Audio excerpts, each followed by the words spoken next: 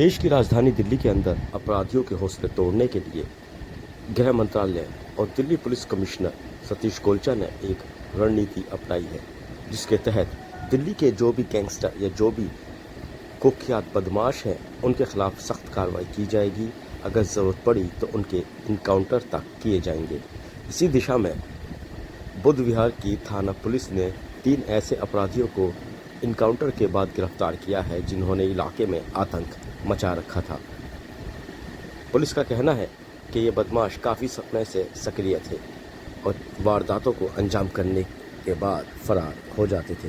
आप तस्वीरों में देख सकते हैं किस तरह से पुलिस की गाड़ी बदमाशों की गाड़ी से टच हुई, यानी कि आमना सामना हुआ है और उसके बाद गोलियां चली, जिसके बाद जो है पुलिस ने तीनों बदमाशों को गिरफ्तार कर दिया है। इसी कड़ी के अंदर आने वाले समय में भी हमें ऐसे इनकाउंटर देखने को मिल सकते हैं। फिलहाल अगर ताज़ा आंकड़ों की बात करें तो पिछले 15 दिन में दिल्ली पुलिस ने लगभग 134 ऐसे गैंगस्टरों को गिरफ्तार किया है जो राजधानी दिल्ली और एनसीआर में सक्रिय थे। दिल्ली पुलिस का कहना है कि अगर ज़रूरत पड़ी तो हरियाणा पुलिस और उत्तर प्रदेश पुलिस की मदद से पूरी तरह से अपराध और क्राइम को ख़त्म किया जाएगा।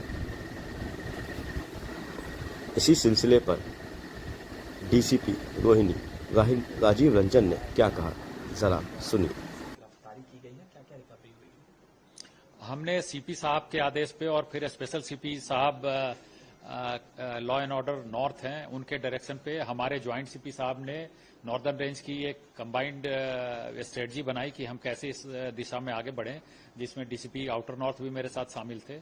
और हमने 18 तारीख की अर्ली मॉर्निंग का हमने प्लान किया कि जितने भी गैंग मेंबर्स हमने आइडेंटिफाई कर रखे हैं जो हमारे इलाके में ऑपरेट कर रहे हैं, चाहे वो रहते दिल्ली में हो या फिर दिल्ली से बाहर पड़ोसी राज्य में रह रहे हो, तो ऐसे गैंगस्टरों पे हमने आइडेंटिफाई कर लिया और इन पे हमने एक ही साथ 18 तारीख की सुबह में हमने 19 टीमों के साथ रेड की, जिसमें 320 से 25 तक के टीम मेंबर्स थे और ये सारे ठिकानों पे एक ही साथ ये रेड की गई, जिसमें 19 में से 11 जगह पे हमने 11 पर्सन्स को डिटेन किया, जिसमें से 3 के पास कंट्री मेड पिस्टल्स मिले और 19 के करीब कार्ट्रिज मिला, प्लस एक मैगजीन मिला, लैपटॉप मिला और 16 मोबाइल फोन हम लेकर आए हैं।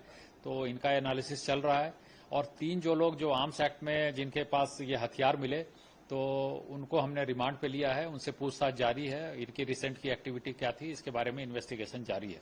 सर, किन गैंग से जुड़े हुए लोग हैं और जो एक्शन लिया गया है उसमें अधिकतर लोग किस गैंग से जुड़े हुए हैं? इसके साथ एक ज्वाइंट ऑपरेशन था, तो ऐसे में कॉपरेशन में कितनी सहायता मिली? जी बिल्कुल, हम लोगों ने कॉपरेशन बिल्कुल अच्छे तरह से रहा दोनों जिलों में। जैसे झज्जर, बहादुरगढ़ और रोहतक के इलाके में हमने किया और सोनीपत के इलाके में आउटर नॉर्थ, तो ज्योग्राफिकल प्रॉक्सिमिटी जो थी उसके मुताबिक हमने किया और बिल्कुल ही वेल कोऑर्डिनेटेड था ये ऑपरेशन।